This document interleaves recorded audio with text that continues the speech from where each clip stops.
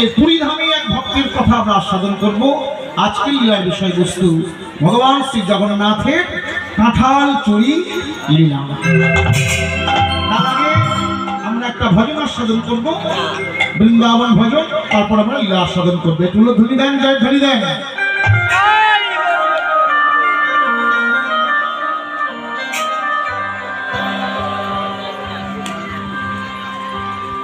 বলো রাধা রানী কি,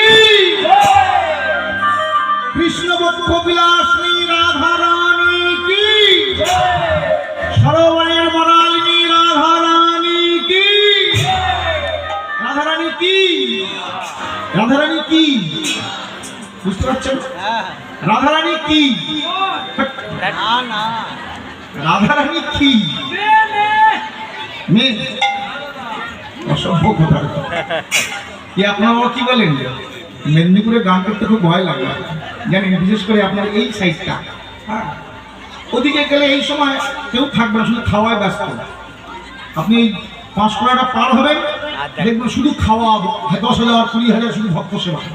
কিন্তু আপনাদের এই দিকে মেদিনীপুর প্রোগ্রাম করতে আসলে আমার খুব ভালো লাগে, কারণ অধীর রাত্রি হলেও আপনারা বসে থাকেন। কিন্তু ওই সাইডটা 10টা বাজবে, খুব বেশি হলে 10:30, আর ভক্ত পাওয়া যায় না। তাহলে রাধা এ বলছে মেয়ে, আপনার কি বলে? রানী রানী বলবো বলবো। লীলা প্রবেশ করে সারা কীর্তন করলে অসুবিধা নেই তো? হ্যাঁ, না না না, আপনারা যতক্ষণ থাকবেন আমি ততক্ষণ থাকবো, অসুবিধা নেই। একটু ধরে দেন। বেশ, শুনুন।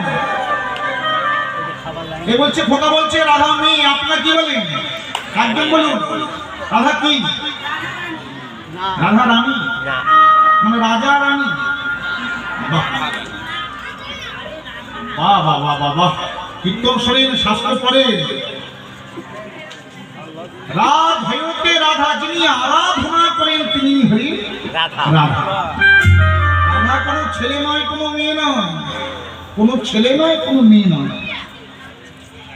বলছে ঊর্ধ্ব হইতে নিম্নগামী যার নাম ধারা, আর নিম্ন হইতে ঊর্ধ্বগামী তার নাম রাধা।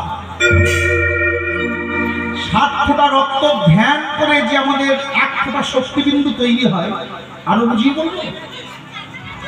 শুনুন, বেশি বুঝিয়ে বললে আবার অনেক অসুবিধাও আছে, জানেন, বুঝে নিতে হয়।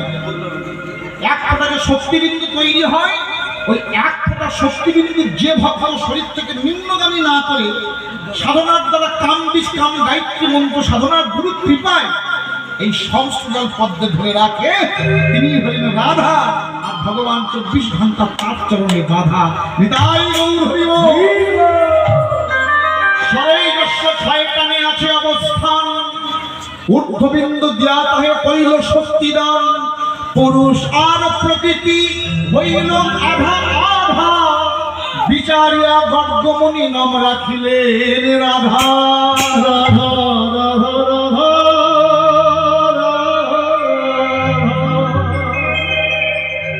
প্রেমানন্দে বহু তুলে। দেখে মেদিনীপুরের মায়েরা কেমন বাহু তুলতে পারেন। বাহ, এই কয়েকদিন আর 1টা মাস পরে ইলেকশন পশ্চিমবঙ্গে, রাস্তাঘাটে দেখি লজ্জা হয়। ছেলে মেয়েরা সব রাস্তা একটা সিগন্যাল নিয়ে 2 হাত তুলে দিতে হবে, দিতে হবে। চাকরির কাছে আপনারা চান, মালিকের কাছে কখনো চাইতে শেখেননি। যদি চাইতেই হয়, প্রতিজ্ঞা করুন, যদি চাইতেই হয় মালিকের কাছে চাইবো, চাকরের কাছে কখনো কিছু চাইতে যাবেন না। এখানে রাজনীতিবিদ যদি কেউ থাকেন মনে কষ্ট পাবেন না, যেটা সত্য সেটা বলি আমি। শুনুন, তাহলে যে কথা বলতে চাইছি, এই হাত প্রথম কে তুলেছিলেন, এই হরি প্রথম কে বলেছিলেন আজকে বলবো। এই কীর্তনিয়ার গলায় মালা দিয়ে গেলে রজনীগন্ধা ফুলের মালা, অন্যান্য মালা দিতে নেই। অনেক আসলে গাঁদা ফুলের মালা দেয়, কিন্তু গাঁদা ফুলের মালা দেওয়ার নিয়ম নয়। এই রজনীগন্ধা ফুলের মালার জন্ম কোথা থেকে? কেন কীর্তনিয়ার কপালে তিলক সেবা কমিটি এসে তিলক সেবা দেয়? শুধু কীর্তনিয়া নয়, আসলে যারা কীর্তন শোনেন শ্রোতা, তাদেরও কপালে এই চন্দনের ফোঁটা দেয়। এই চন্দনের জন্ম কেন নিতে হয় ফোঁটা একটু বলবো যদি সময় পাই। এটা হলো ধুলি দানটা হলো প্রেমানন্দে বহু তুলে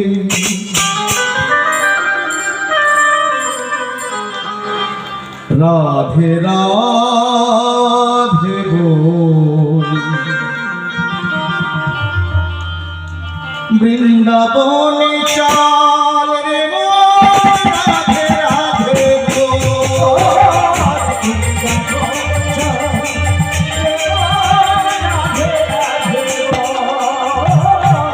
বৃন্দাবনে চাল রে মন, রাধে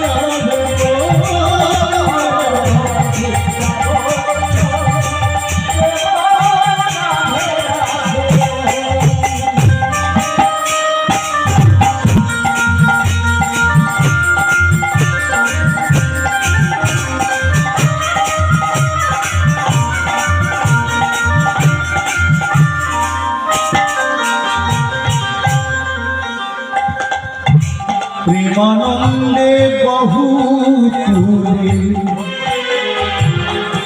প্রেমানন্দে বহু তুলে রাধে রাধে বল বৃন্দাবনে চাল রে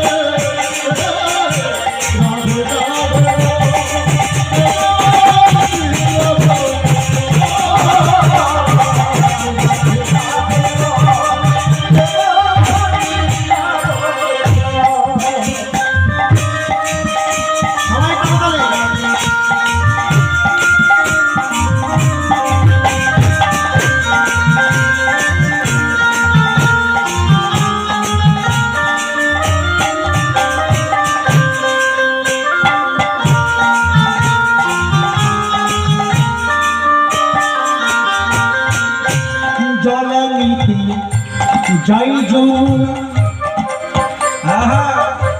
বিনোদীরা কদম গাছে বাজায় বাঁশি কৃষ্ণ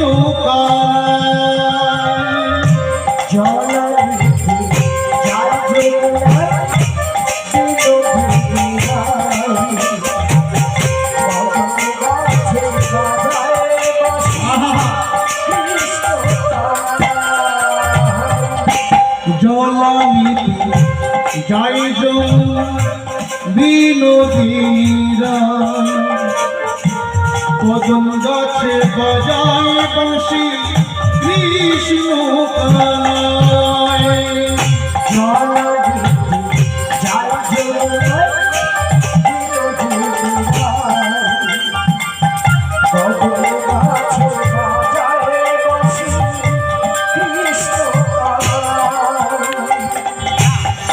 বৃন্দাবনে দেখতে পাবো বৃন্দাবনে দেখতে পাবো কত লীলা বৃন্দাবনে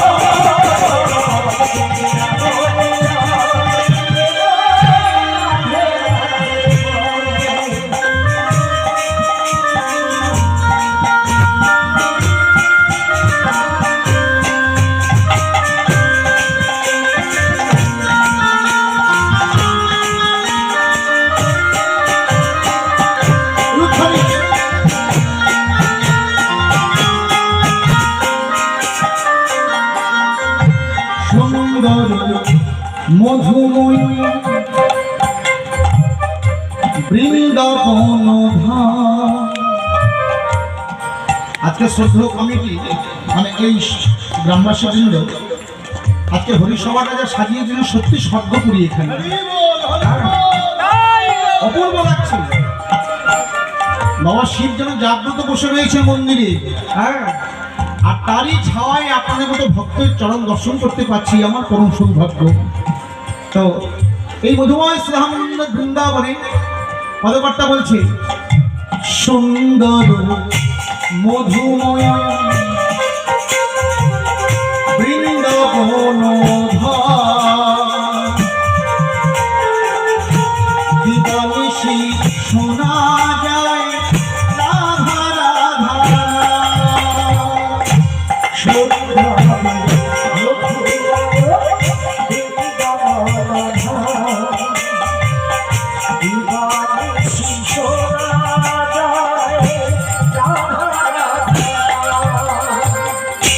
বৃন্দাবনে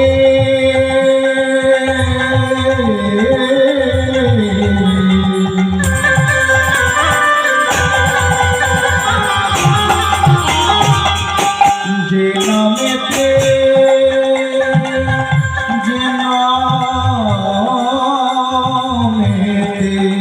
জল উজান বয়ে জয়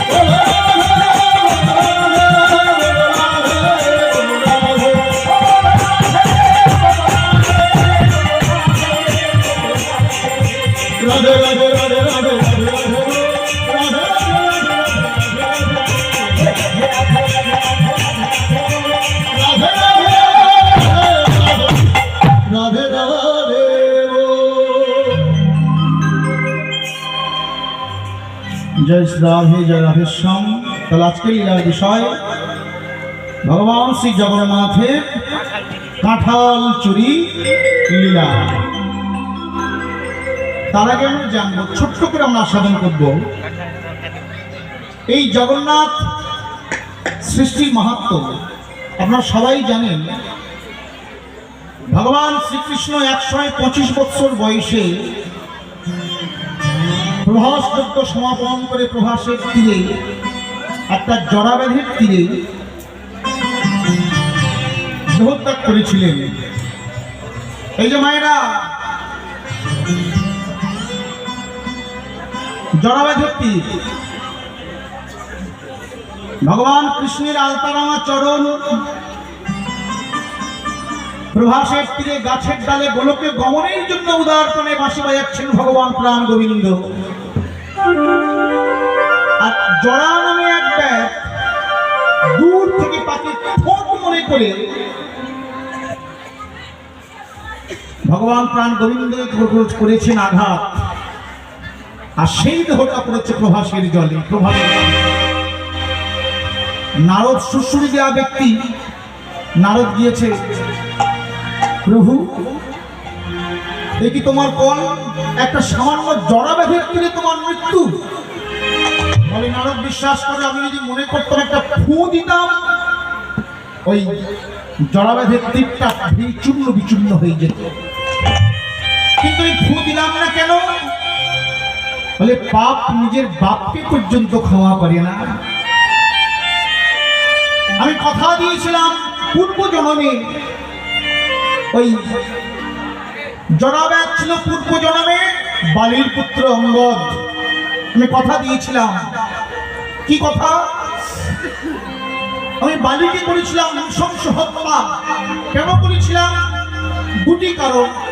একটা কারণ ও রাবণ পক্ষে ছিল, শত্রুপক্ষে, আর দ্বিতীয় কারণ ওই বালি ছিল চরিত্রহীন। সুগ্রীবের স্ত্রীর প্রতি কুনজর ছিল সর্বদা। এই কুনজর, এই জন্য আমি একটু হত্যা করেছিলাম। রাম সীতার যুগল মূর্তি যখন সিংহাসনে অযোধ্যাবাসী আনন্দে মেতে উঠেছে, তখন আমি বলেছিলাম, যার যা চাওয়ার তোমরা চেয়ে নাও, আমি তোমাদের প্রত্যেকের মনে বাসনা পূর্ণ করব।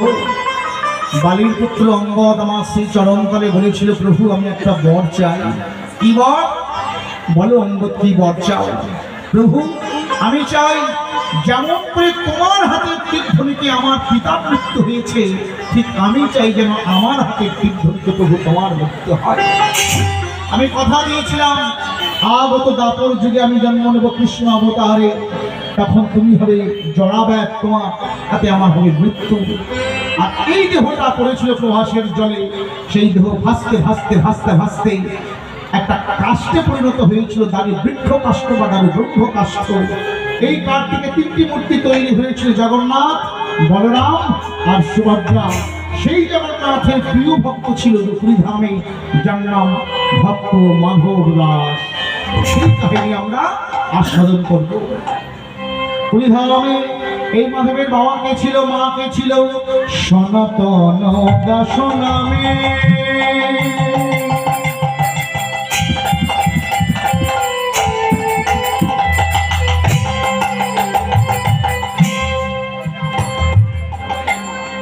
ভগত প্রভু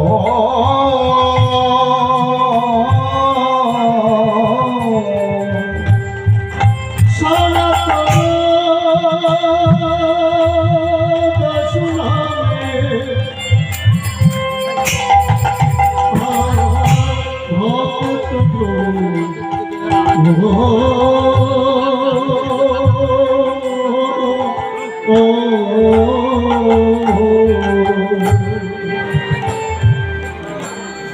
তার ধরণী পদ্মাবতী দেখিতে মধুর,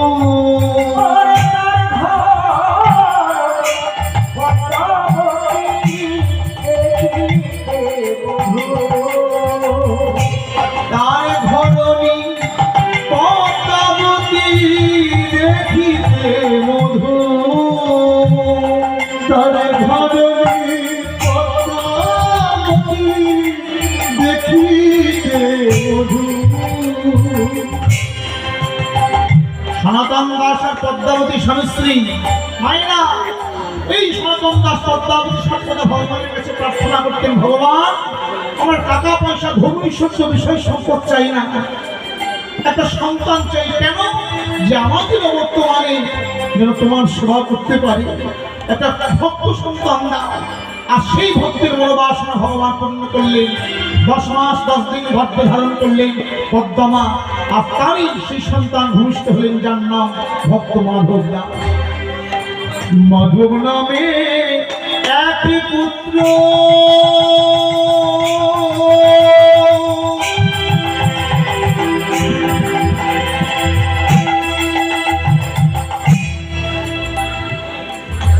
হইল না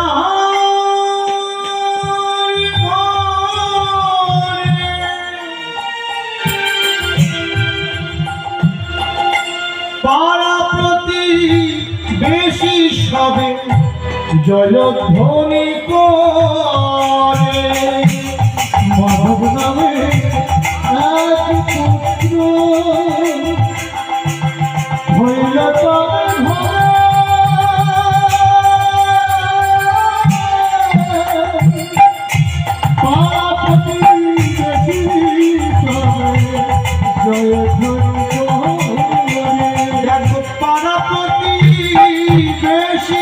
হবে জয়ধ্বনি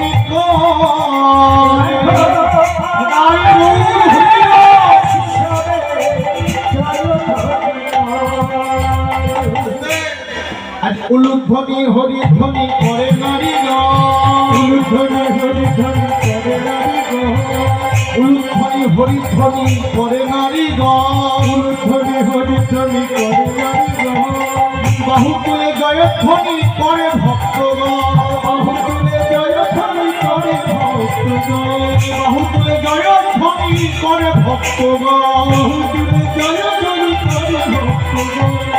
আস্তে সন্তান ভূমিষ্ঠ হলে কি হয়? সন্তান ভূমিষ্ঠ হয়েছে, পাড়া প্রতিবেশীরা উলুধ্বনি করছে, শঙ্খধ্বনি করছে, আর মুখে হরিনাম বলছে। কেন? ওই জন্ম থেকেই যেন ওই সন্তান হরিনাম শুনতে পারে, উলুধ্বনি শুনতে পারে, হরিধ্বনি শ্রবণ করতে পারে। এই শ্রবণ জন্ম থেকেই পাড়া প্রতিবেশী, আত্মীয় স্বজন, বন্ধু বান্ধব সবাই আর নাম রাখলেন, আমার সন্তানের নাম থাক ভগবানের নামে, আমার সন্তানের নাম থাক মাধব। মাধব মাধব। আস্তে আস্তে আস্তে কথা কমায় না, তবে তো শুরু হলো। আপনারা যদি এখন থেকে যদি এত চেঁচামেচি করেন, কীর্তন করে সুখ পাবো না, যারা শুনছে তারা শুনেও সুখ পাবে না। আপনারা শুনবেন না, অন্যকে শুনতেও দেবেন না। মন দিয়ে শুনুন। আমার সন্তানের নাম দিলাম মাধব। ভগবানের যদি গুণগান গাইতে পারি, যদি ভুলে যায়, আমার সন্তানকেও তো ডাকতে পারবো মাধব বলে। আজকে অনেক অনেক মায়েরা বলে, গানের শেষে কাছে যায়, বাবা সারাদিন সংসারের দ্বারা হরিনাম করার সুযোগ হয় না। এইসব ফার্স্ট ক্লাস চিটিংবাজি কথা না কি মায়েরা? একদম ফার্স্ট ক্লাস চিটিংবাজি কথা। সারাদিন সংসারে কর্ম করতে পারবো, অন্যের সমালোচনা করতে পারবো, টিভি সিরিয়াল দেখতে পারবো, ফোনে প্রেম প্রীত করতে পারবো, কিন্তু হরিনাম করার সময় হরিনাম করার সুযোগ হয় না। হ্যাঁ, রামকৃষ্ণদেব বলেছিল বিবেকানন্দকে, বলে সারা যদি সারাদিন যদি ভগবানের নাম গুণগান যদি না করতে পারিস, অন্তত রাতে শোয়ার আগে তার কাছে একটু ক্ষমা চেয়ে নিস, ভগবান তোমার গুণগান গাইতে পারলাম না, তার জন্য তুমি আমাকে ক্ষমা করো। তাতেও ক্ষমা পাওয়া যায়। আজকে উলুধ্বনি হরিধ্বনি পাড়াপড়ি সবাই করছে। সনাতন দাস পদ্মাকে বলছে, পদ্মা এই সন্তান দেখো 10-এর একজন হবে, কিন্তু এমন হত দরিদ্র সংসার আমাদের, এই সন্তানকে কি করবো? দুবেলা দুমুঠো ভালো করে খেতে দিতে পারি না, পারবো না। প্রত্যেকদিন ভিক্ষায় যায়, ভিক্ষায় যা দুটো চাল হয় ওই মাধবকে সেবা দিই, আর সেই প্রসাদ আমরা নিজেরা গ্রহণ করি। সন্তানকে কি করে লালন পালন করবো বুঝতে পারছি না। মাধবের চরণে কাঁদে, হে ভগবান তুমি শক্তি দাও, যতই দুঃখ দাও শক্তি দাও সহিবারে, যতই দুঃখ কষ্ট দাও আমাকে শক্তি দাও। আস্তে এই যে মা প্রত্যেক দিন ভিক্ষা করতে যান। কেন যান? কারণ ভগবান ভিক্ষা প্রসাদ খেতে বড় ভালোবাসে। জানেন, অনেক অনেক কমিটিরা বাড়িতে বাড়িতে আঁচল পেতে ভগবানের জন্য ভিক্ষা করে। কেন? অর্থের জন্য টাকা কম, দলের খরচা, খাওয়া খরচা। অনেক অনেক কোটিপতি বাড়িতে তারাও ভিক্ষা করেন। কেন? ভগবান ভিক্ষার প্রসাদ ভালোবাসে। কেন ভিক্ষার প্রসাদ ভালোবাসে?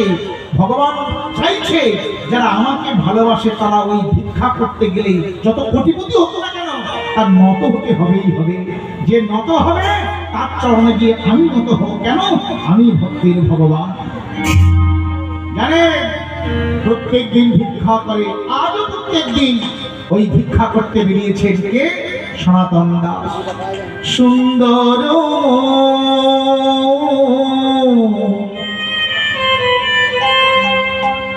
প্রাণীর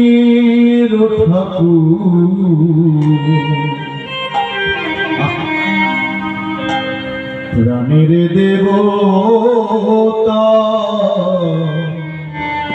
হে দয়া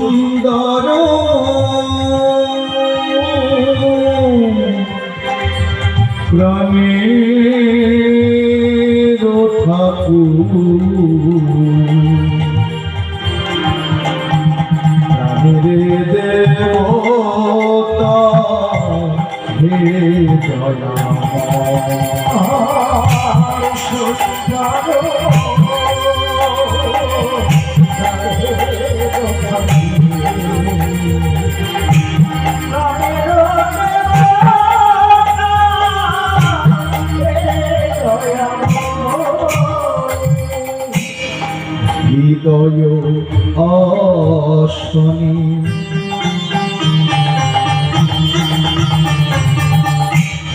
বসাব যতনি হৃদয় বসাব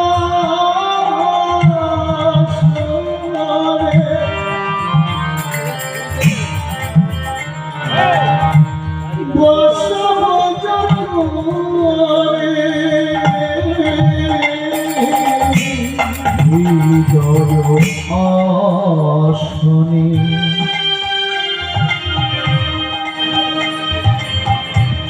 বসাব যতনে হৃদয়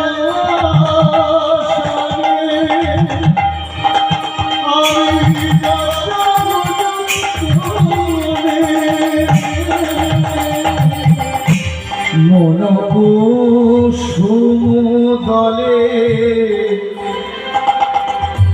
পূজা করি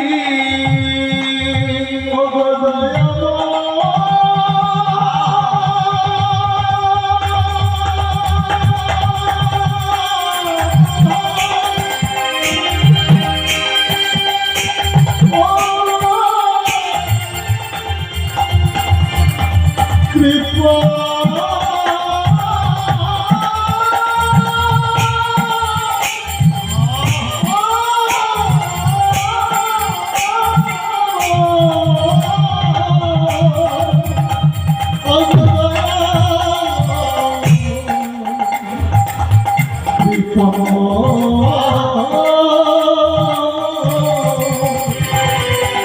সুন্দর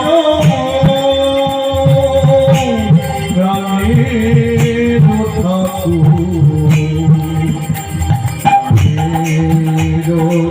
দেবতা হে দয়া সাই গৌর হইল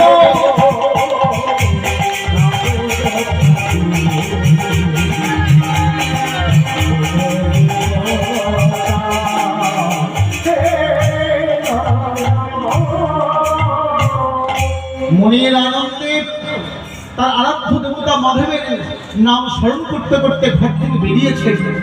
কিন্তু ওই দিনটা ছিল প্রচন্ড আকাশ মেঘলা, সারা আকাশ মেঘায় মেঘাচ্ছন্ন, বিন্দু বিন্দু বৃষ্টি পড়ছে। চিন্তা করছে আজকে একটু আমি অন্য গ্রামে যাবো, প্রত্যেকদিন কাছাকাছি ভিক্ষা করি, আজকে অন্য গ্রামে গিয়ে ভিক্ষা করবো, ভিক্ষা করলে হয়তো একটু বেশি ভিক্ষা পাওয়া যায়। মাঠের মাঝখান থেকে ওই সনাতন দাস মাধবের সেবার জন্য ভিক্ষায় বেরিয়েছে। হঠাৎ আকাশ মেঘায় মেঘাচ্ছন্ন, বজ্রপাত, বিদ্যুৎ চমক দেয়, প্রবল ভয় বৃষ্টি। মাঠের মাঝখানে বিশাল একটা আগুনের গোলা, বজ্রপাত পড়বে পড়বে ওই সনাতন দাসের পড়ল মাথা। বজ্রাঘাতে প্রাণ না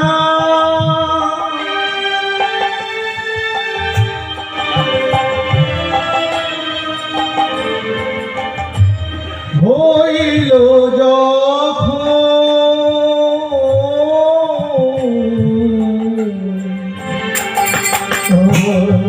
বজ্রাঘাতে প্রাণ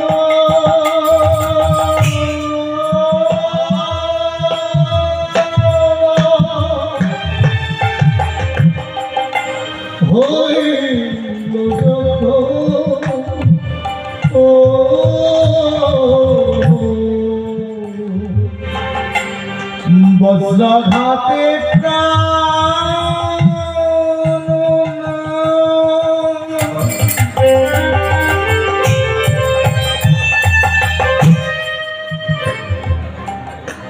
হইল যখন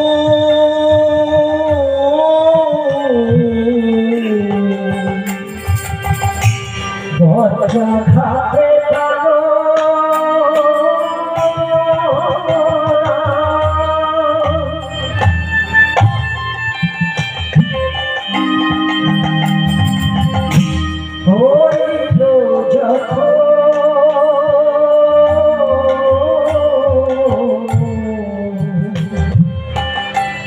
প্রতিবেশীরা ছুটে ছুটে এসেছে, কিন্তু সনাতন দাস প্রত্যেকদিন ভিক্ষা করতে আসে আমাদের গ্রামে। পাড়া প্রতিবেশীরা তাড়াতাড়ি ছুটতে ছুটতে গিয়েছে ওইটা সনাতন দাসের স্ত্রী পদ্মাবতীর কাছে। পদ্মা, বেরিয়ে এসো, বড় বিপদ হয়েছে তোমার। তোমার স্বামী সনাতন আর বেঁচে নেই। তোমার স্বামী সনাতনের মাথায় পাপ। পদ্মাবতী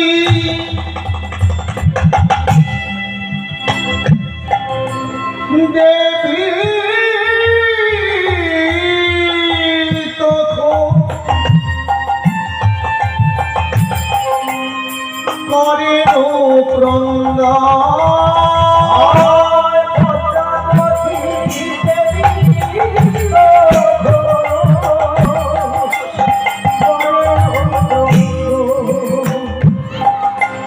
পদ্মাবতী দেবী তখন করেন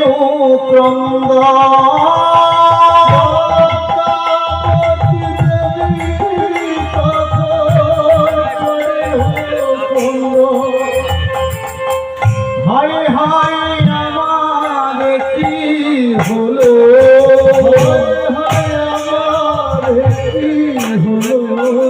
আমার স্বামী কোথায় গেল।